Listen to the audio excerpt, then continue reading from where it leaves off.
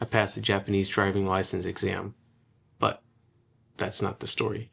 The real story is how I spent the next 4.5 hours convincing myself that I had failed. Let me back it up. It's exam day. For 7 months, I've had a car in Japan, but no license to drive it. I've got 4 kids, so getting around is a bit of a problem. I've already been to this exact same building twice and failed, but today it's different. Today, all I have to do is the written test. It's 100 questions, 50 minutes, 90% or better, and I pass. So I got to the test center just afternoon. Around 12:36, I text my wife. This place just makes me anxious. I've already failed here twice. In this building, we have a history. And so I went in, I took the test, I finished the test with about 13 questions that I was like, maybe I passed, wasn't sure about. So at 2:45, I sent my wife a message. Just finished the test. I'll be surprised if I pass. So one thing I should mention is on that day, every announcement, every instruction, all in Japanese. Nihongo dake. And I'm still learning. So they call us back into the room. They make an announcement. I caught 3 words. Number, screen, and leave the room. Next thing you know, boom, boom, boom, boom, boom. All of these numbers showing up all over the screens. And I look and I see over there, 526. That's my number.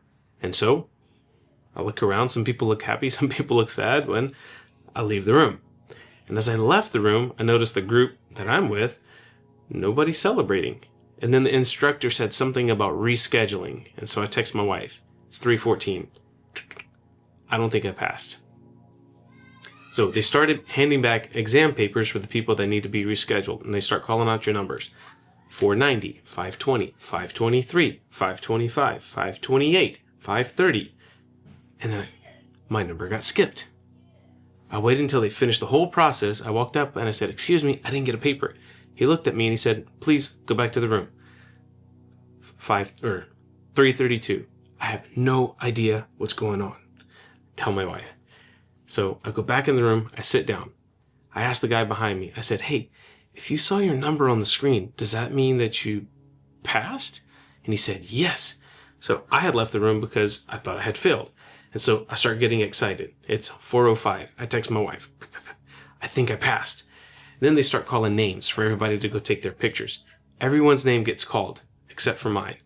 Me and 2 other guys, we get pulled aside and we get taken to another corner of the building. Next thing you know, a lady comes over and she hands them each a piece of paper and they leave, get up to go take their pictures. And then they take their pictures. They walk by me on the way out and they say, "Bro, what's going on?" And I say, "I don't know." I'm left there sitting. Eventually, someone comes up to me and they hand me a paper too. I go get in line and I take my picture. I'm like, okay. So I text my wife, "Hey, I think it's going good. I think I passed." So back to the room, more waiting. They bring out a tray of driver's license and I can see them on there. And then they start calling people up by their birthdays. So eventually my birthday gets called and they go up and I bring my paper and I present it to them. And then they look at the paper, they look at me and they say, "Where did you get this?" I got it here. And they're like, They put the paper to the side and they said, "Please go sit down over here and wait." And so again, I go sit down and I wait. I text my wife, "I don't think I'm getting my driver's license today." So every person comes by, they call everybody's name, they all get their driver's license, and I'm the last one in the room, sitting there. And then they start flicking the lights off. The lights go off in the room. The instructor looks at me and says, "Hey, please come, follow me." So I exit the room alone, follow this guy to the other side of the building, and they ask me, "Please wait in this chair, sit down and wait." So I sit down and I wait, which felt like an eternity. I have no idea what's going on. So I text my wife again. "I have no idea what's going on. I don't think I'm going to get my driver's license today." Out of nowhere, the door opens, a guy comes out, and he hands me my driver's license. And he says, "Omedetou gozaimasu." He asked me to check the information. I check it. He turns around and he leaves. And so,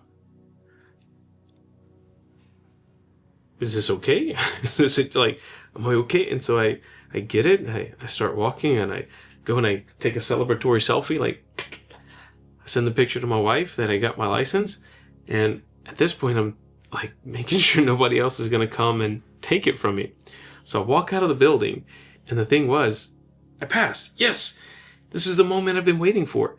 But at that point, my celebration muscle was worn out. I had intended on, like, as soon as I get this answer to just woo, get a woohoo, shout, celebrate. But the up and down, I didn't have any more celebration left in me. And so I got on the train, went home. I intended to celebrate with all 4 of the kids and take them out to dinner. But by the time I get home, it was so late.